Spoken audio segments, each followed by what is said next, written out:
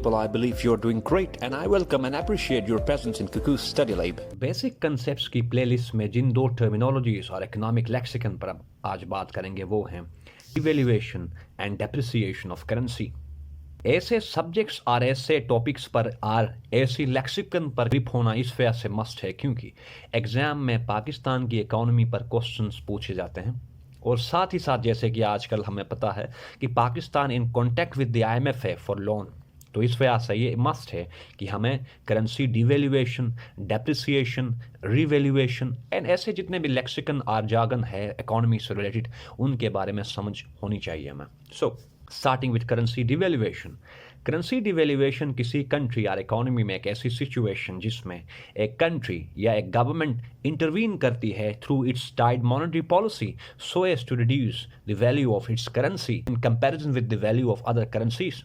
Simply put, devaluation किसी country की currency में एक ऐसी सिचुएशन जहां एक कंट्री या एक गवर्नमेंट अपनी डोमेस्टिक रुपी जैसे पाकिस्तान की बात कर लें या डोमेस्टिक करेंसी की जो वैल्यू है उसको डाउन रखती है, रिड्यूस करती है as compare to the values of other currencies like dollar and other जितनी भी करेंसीज है। सो इस सिचुएशन को हम कहते हैं डिवैल्यूएशन। यहाँ पे इस बात को मेंशन करना मस्ट है कि डिवैल्यूएशन लाइक जो प्रैक्टिसेस हैं वो उन इकोनॉमीज में ज़्यादा फिजिबल होते हैं या पॉसिबल होते हैं जो कि जिनकी नेचर फिक्स एक्सचेंज सिस्टम पर बेस करे और semi fix exchange rate system पर बेस करे। अब यहाँ पे क्वेश्चन ये है कि फिक्स एक्सचेंज रेट क्या है। अगर हम देख लें सेकेंड वर्ल्ड वॉर के बाद द ब्रिटन वुड्स सिस्टम के नाम से सेट ऑफ इंस्टीट्यूशनल फ्रेमवर्क्स और इंस्टीट्यूशनल अरेंजमेंट्स को इस्टेब्लिश किए गए थे in the aftermath of second world war, और उनमें जो एक लेंडिंग इंस्टीट्यूशन है जिसको हम द IMF कहते हैं एंड बाकी सारे इंस्टीट्यूशंस, तो वहाँ से ऑनवर्ड्स ये जो कंसेप्शन है या कंसेप्ट है फिक्स एक्सचेंज रेट सिस्टम, इस कंसेप्ट को कॉइन किया गया था या इस सिस्टम को प्रैक्टिस करना शुरू किया था नेशन स्टेट्स ने। इस सिस्टम के अंडर नेशन स्टेट्स अपनी करेंसीज को फिक्स करती हैं, लिंक करती हैं, या एक और टर्म यूज होती है पेग टू गोल्ड, ताकि उस कंट्री की जो वैल्यू है उसको फिक्स रखा जाए। इस सिस्टम को हम कहते हैं फिक्स एक्सचेंज रेट सिस्टम, यानी कि एक ऐसा सिस्टम जिसमें किसी कंट्री की जो करेंसी की जो वैल्यू है वो मार्केट फोर्सेस डिसाइड ना करें बल्कि गोल्ड की जो अवेलेबिलिटी है, रिजर्व्स हैं, वो डिफाइन और डिटरमाइन करें। तो इस सिस्टम को हम कहते हैं फिक्स एक्सचेंज रेट सिस्टम। तो वो तमाम इकोनॉमीज जिनकी नेचर या जो कि फिक्स एक्सचेंज रेट सिस्टम को कंप्लीटली और इन अ पार्शियल मैनर फॉलो करती हैं, उन कंट्रीज़ के लिए पॉसिबल है कि वो अपनी करेंसी की जो वैल्यू है उसको डीवैल्यू करें, ताकि इस डीवैल्यूएशन से वो अपनी जो एक्सपोर्ट्स हैं या उनके जो इश्यूज या जिनको हम कहते हैं मैक्रो इकोनॉमिक इरेगुलरिटीज हैं, for instance trade and current account deficits, इन जैसे सिचुएशंस को नेविगेट कर सकें। सो इस प्रैक्टिस को हम कहते हैं करेंसी डिवैल्यूएशन। दूसरी जो टर्म है वो है करेंसी डेप्रिसिएशन। डेप्रिसिएशन जो फ्रेमवर्क है या जो प्रैक्टिस है वो ज़्यादा फिजिबल है या वाइडली प्रैक्टिस किया जाता है इन इकोनॉमीज जिनकी नेचर या जो कि फ्लोटिंग एक्सचेंज रेट या फ्लोटिंग करेंसी सिस्टम को या फ्लोटिंग एक्सचेंज रेट सिस्टम को फॉलो करते हैं। अब फ्लोटिंग एक्सचेंज रेट सिस्टम क्या है? 1971 में यूनाइटेड स्टेट्स का जो प्रेसिडेंट था रिचर्ड निक्सन ने कुछ इकोनॉमिक पॉलिसीज को पुट टू प्रैक्टिस किया था उस दौर में to accelerate and catalyse United States economic growth.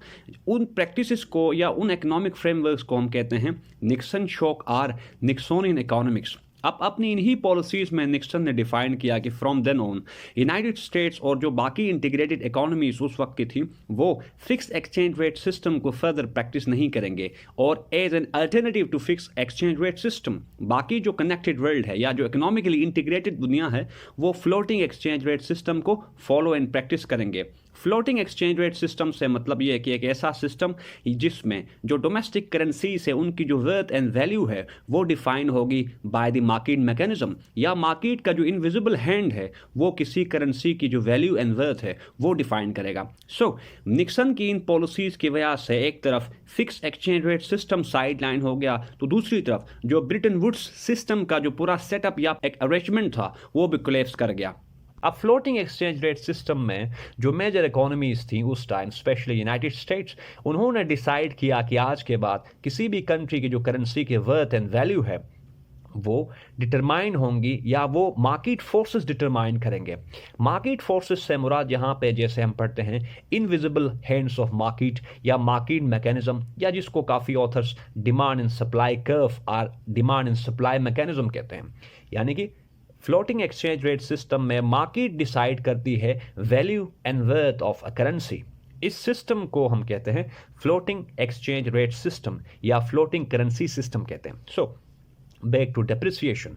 Currency depreciation से मुराद एक ऐसी सिचुएशन किसी इकोनॉमी की करेंसी में उस करेंसी की जो वैल्यू है वो कम हो या फॉल करे due in part two the demand and supply mechanism. मसलन आजकल अगर देख लें या कुछ अर्सा पहले पाकिस्तान में एक न्यूज़ थी कि पाकिस्तान से डॉलर्स का फ्लाइट हो रहा है टुवर्ड्स अफगानिस्तान, यानी पाकिस्तान की डोमेस्टिक मार्केट में डॉलर की डिमांड ज़्यादा है इन comparison with Pakistani rupee.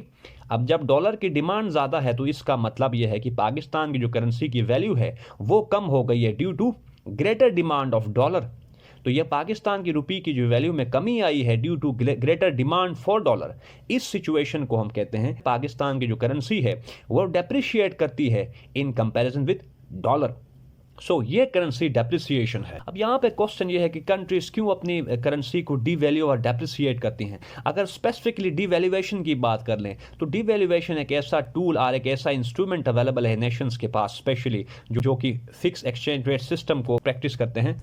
Devaluation tool के थ्रू एक कंट्री अपने एक्सपोर्ट बेस को ब्रॉडन करती है या अपनी जो एक्सपोर्ट्स हैं उनकी कंपैरेटिवनेस इन द ग्लोबल मार्केट उनको एक कंट्री इंक्रीज करती है। जैसे कि आप लोगों को पता है कि अगर हम अपनी करेंसी को डिवैल्यू करें तो इस प्रैक्टिस से हमारे जो एक्सपोर्ट्स हैं या हमारे जो कमोडिटीज़ हैं जिनको हम एक्सपोर्ट करते हैं उनकी जो कंपैरेटिवनेस है इंटरनेशनल मार्केट या ग्लोबल मार्केट्स में वो बढ़ेगी। सिंपली पुट हमारे जो एक्सपोर्ट्स हैं या प्रोडक्ट्स हैं उनकी जो कॉस्ट होगी वो कम होगी। जब उनकी कॉस्ट कम होगी तो जो बायर्स हैं वो लेस या नॉमिनल रेट्स पर जो प्रोडक्ट्स हैं उनको परचेज करना प्रेफर करते हैं ना कि एक्सपेंसिव। तो जिसकी वजह से पाकिस्तान के जो प्रोडक्ट्स हैं या पाकिस्तान की जो एक्सपोर्ट्स हैं उनकी डिमांड ज़्यादा होगी। जब ज़्यादा डिमांड होगी तो हमारे एक्सपोर्ट्स या एक्सपोर्ट जो वॉल्यूम या बेस है वो इंक्रीज़ होगा। जब एक्सपोर्ट्स या एक्सपोर्ट बेस इंक्रीज़ होगा तो उस केस में जो इश्यूज़ आजकल हम फेस करें करंट अकाउंट डेफिसिट की शक्ल में, ऐसे इश्यूज़ रिजोल्व होते हैं जब हमारे एक्सपोर्ट्स की जो कंपेटिटिवनेस है ग्लोबल मार्केट में वो इंक्रीज़ हो। ओवरऑल बात यहाँ पे ये है कि करेंसी डिवैल्यूएशन के थ्रू एक कंट्री इकोनॉमिक इरेगुलरिटीज़ या मैक्रो इकोनॉमिक जो इश्यूज़ होते हैं उनको रिजोल्व कर सकती है एक नेशन और एक कंट्री। तो इन इश्यूज़ को टैकल करने के लिए जो टूल अवेलेबल है at the disposal of nation states और कंट्रीज वो करेंसी डिवैल्यूएशन है। So this is all for today, people. If you got any confusion related to this topic, please let me know about your issues through your comments. I will address them in my next lecture. Thank you very much.